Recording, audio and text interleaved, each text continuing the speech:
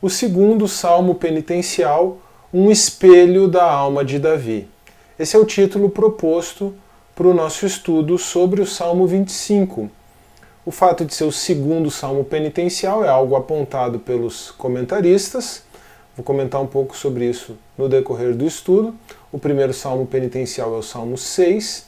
E o fato de se tratar de um espelho da alma de Davi, eu também espero que fique claro ao longo do estudo.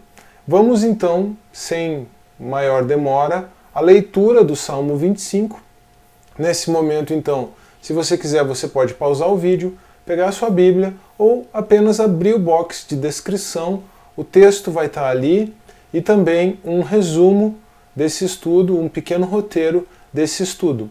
Lembrando que eu tenho colocado, já tenho tido esse costume, aqui não vai ser diferente, eu tenho colocado alguns subtítulos introduzindo porções de versículos para facilitar, para de alguma maneira guiar depois na sequência o nosso estudo. Esses subtítulos apontam uma espécie de esboço do Salmo. Vamos à leitura então ao Salmo 25, a leitura do Salmo 25. O título inspirado é apenas de Davi. E agora o meu primeiro subtítulo: Prelúdio, elevando a alma a Deus. A ti, Senhor, elevo a minha alma. Deus meu, em ti confio, não seja eu envergonhado, nem exultem sobre mim os meus inimigos. Com efeito, dos que em ti esperam, ninguém será envergonhado. Envergonhados serão os que sem causa procedem traiçoeiramente. 2. Segundo subtítulo: O anseio pelo ensino do Senhor.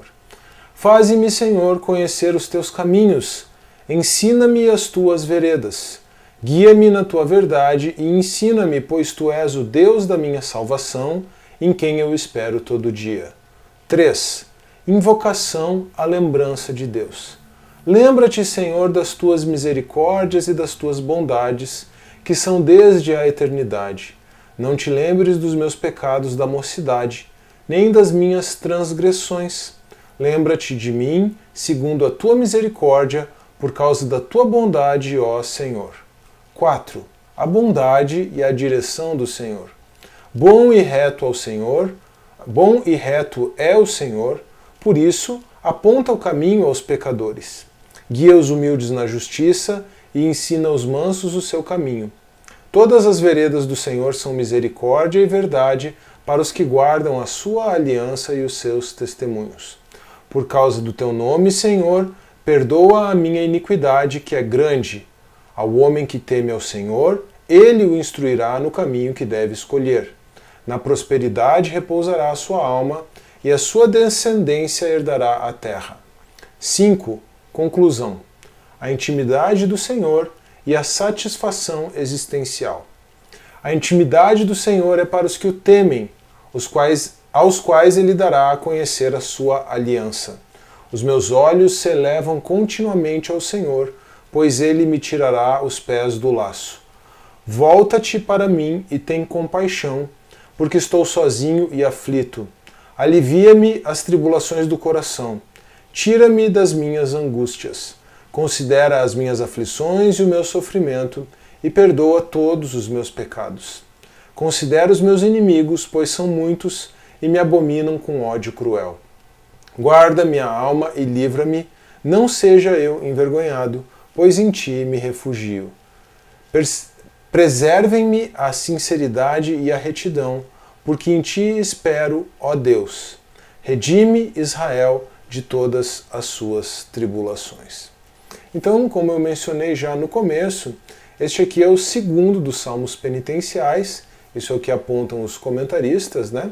O primeiro dos salmos penitenciais é o Salmo 6. E quando a gente fala em salmo penitencial, penitência é sinônimo de arrependimento, isso não significa necessariamente um salmo composto imediatamente após o reconhecimento do pecado. Isso pode ficar mais claro em salmos como o Salmo 51 ou o Salmo 32, mas no caso aqui do Salmo 25 em especial, a penitência, o arrependimento, a contrição é um sentimento que é notado em Davi já na sua velhice. ele faz alusão aos pecados da mocidade, ele não está fazendo alusão a um pecado que ele acabou de cometer e, portanto, precisa se arrepender. Esse aspecto dos salmos penitenciais é importante de ser percebido, assim como essa dimensão existencial dos salmos e, em especial, esse aspecto da lamentação como sendo um componente literário presente nos salmos. Eu falei um pouco sobre isso no vídeo de introdução ao livro dos Salmos que eu postei na semana passada.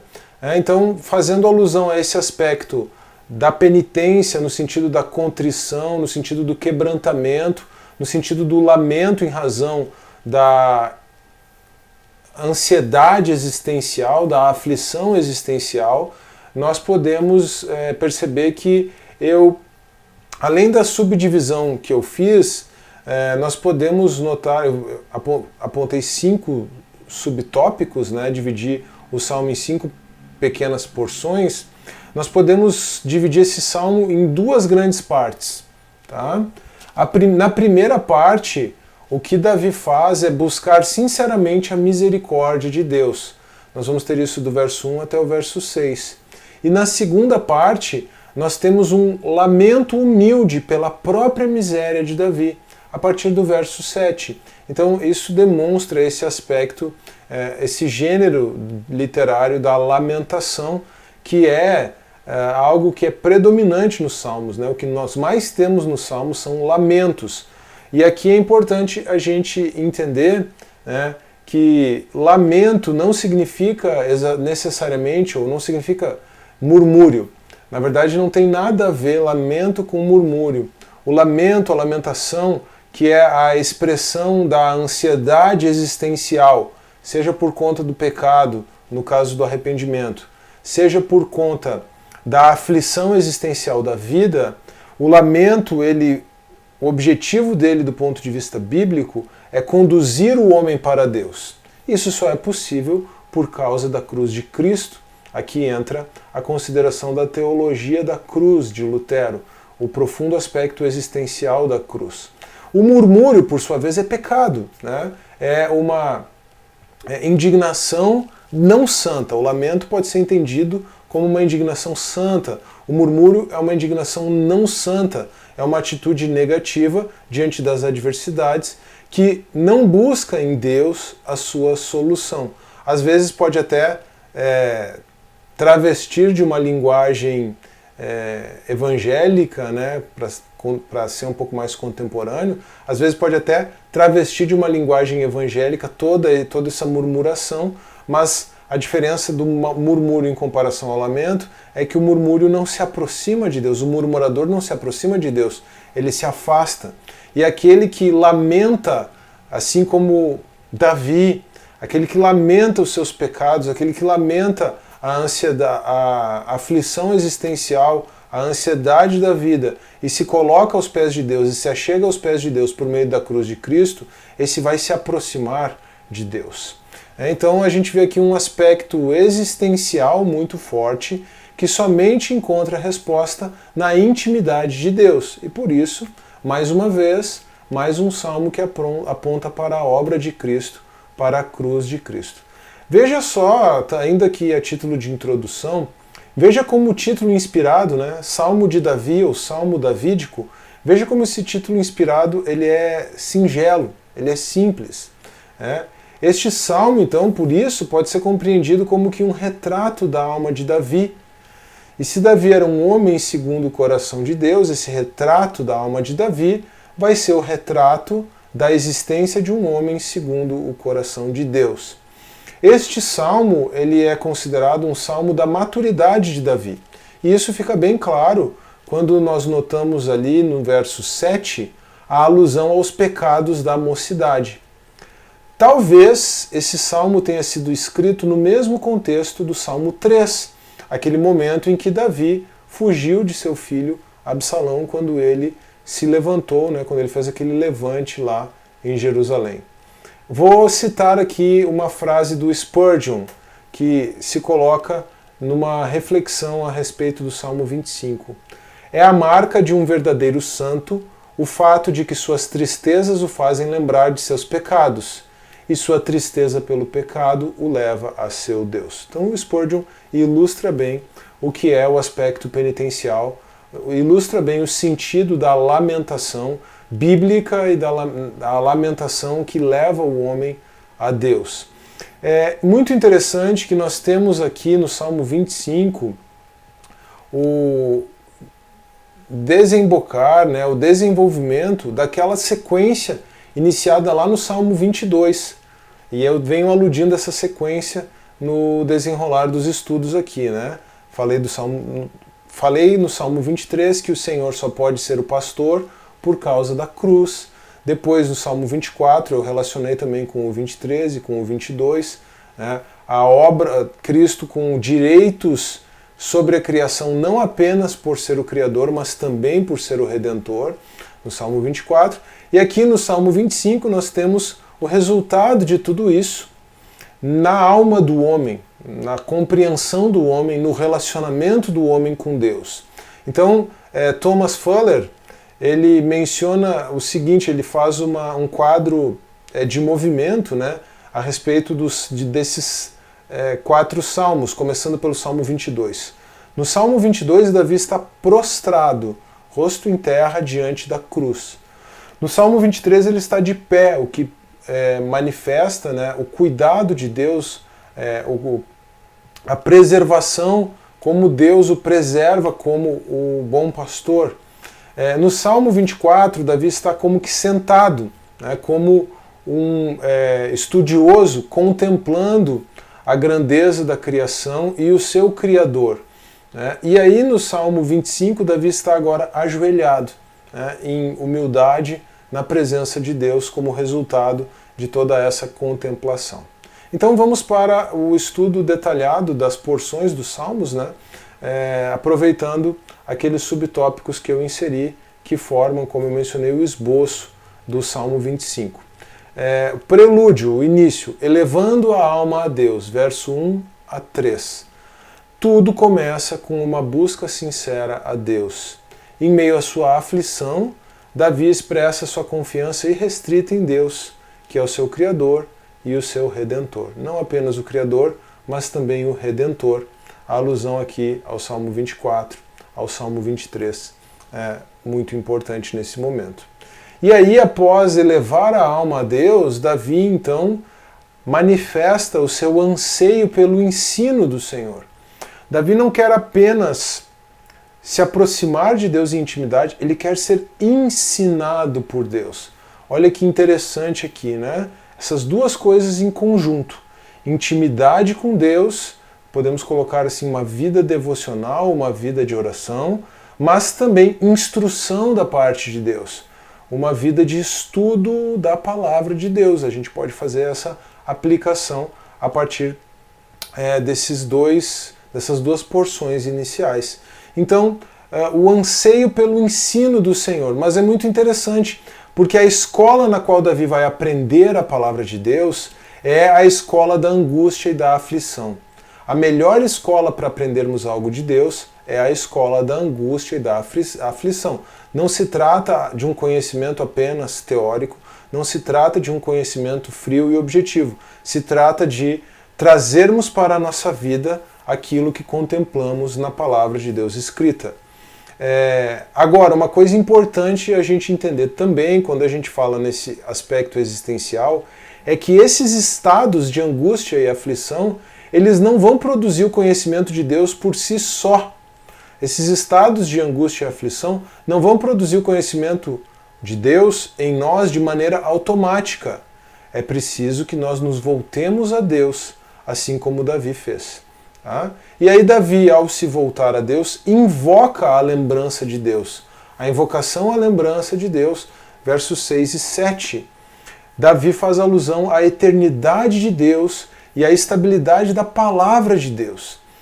Deus é eterno e a sua palavra foi estabelecida desde a eternidade, e Davi contrapõe isso, no paralelismo que é típico da poesia hebraica, Davi contrapõe isso aos pecados e misérias humanas que não são lembrados. Davi pede para Deus lembrar-se da sua misericórdia, da sua palavra, mas Davi sabe que, por outro lado, os seus pecados, a sua miséria, por causa da misericórdia de Deus, não são lembrados, são perdoados. Aí depois, então, nós temos a bondade e a direção do Senhor, no verso 8, do verso 8 ao verso 11. E agora a gente pode fazer uma aplicação também, né, numa perspectiva cristológica. Redimido por Cristo e restaurado, andando em comunhão, o homem pode experimentar a direção de Deus, a condução do Espírito Santo de Deus. Essa comunhão e essa direção dependem daquela mesma consciência existencial que primeiro leva o homem a Deus. Por isso que a temática do perdão dos pecados está tão presente, como no verso 11, preparando o caminho para a afirmação do temor no Senhor e para a condução pelo Espírito Santo. Então veja que interessante. Essa vida de intimidade e essa vida de comunhão, a direção do Senhor sobre nós, ela depende da mesma consciência de miséria existencial que primeiro nos leva a Deus por meio do arrependimento. Então, é por isso que quando nós falamos que um salmo é penitencial, eu já falei isso no começo, vou reforçar aqui, não significa que ele é um salmo de pedido de perdão, mas ele é um salmo que expressa a miséria existencial do ser humano, se aproximando de Deus, buscando a Deus, buscando a intimidade com Deus e, consequentemente, recebendo a direção da parte de Deus por meio da sua palavra e por meio do seu Espírito. Conclusão, agora para encerrar, é de fato a porção mais extensa aqui que eu separei, do verso 14 ao verso 22, mas a conclusão desse estudo é a intimidade do Senhor e a satisfação existencial. Vivendo essa vida de intimidade com Deus, a nossa alma é satisfeita, os anseios da nossa alma são satisfeitos, o vazio da nossa vida, o vazio existencial da nossa vida é preenchido por Cristo. Então, aqueles que buscam, em meio à aflição da sua alma, a intimidade do Senhor serão satisfeitos nele. E aqui nós temos o aspecto imprescindível da cruz de Cristo para que essa resposta existencial se tornasse possível. Aí uma alusão à teologia da cruz de Lutero, né? Uma alusão aí ao predicamento do ser humano, um aspecto que eu vou trabalhar em breve no webinário sobre apologética do dia 18 de julho. Já está marcado como estreia o vídeo sobre o predicamento do ser humano. Eu vou deixar aqui na descrição desse vídeo, você já pode agendar o seu lembrete lá. Então, esse aspecto imprescindível da cruz de Cristo como a resposta existencial para que essa resposta existencial se tornasse possível. Então o próprio Senhor se torna um refúgio em meio à angústia. É isso que nós lemos no verso 20. O Salmo encerra com um clamor de redenção de todas as tribulações, ou um clamor por redenção de todas as tribulações, de todas as aflições. Davi está clamando pela redenção de Israel enquanto nação, né? Mas nós podemos projetar isso da nação de Israel, da redenção da nação de Israel, para o indivíduo, né? Para o ser humano na sua existência. Vários indivíduos formam a igreja. Israel também, na tipologia, se projeta para a igreja no Novo Testamento, né? Os indivíduos formam a igreja e, por meio de indivíduos que formam a igreja, todo mundo é redimido. Seja por meio da pregação do Evangelho por esses indivíduos, seja no futuro, né, com a redenção cósmica escatológica, quer dizer, quando o Senhor vier executar justiça sobre esse mundo, redimir o mundo e estabelecer o seu governo com os justos em novos céus e nova terra. Essa é uma temática que também é muito constante dentro dos Salmos. Eu espero que você tenha gostado desse estudo, eu espero que ele tenha sido tanto instrutivo quanto edificante. Se foi esse o caso, não se esqueça, por favor, de deixar o seu like nesse vídeo, de se inscrever no canal para continuar acompanhando o estudo dos Salmos e tantos outros estudos, tantos outros conteúdos bem diversificados que nós temos aqui no Teodidatas. A apologética tem sido um conteúdo bastante frequente recentemente por aqui. Não se esqueça também de compartilhar esse vídeo com os seus amigos, com os seus irmãos em Cristo, estimulando eles a se inscreverem aqui no canal também. E não se esqueça de deixar o seu comentário. Isso também é muito importante. Um forte abraço, que Deus abençoe e até a próxima.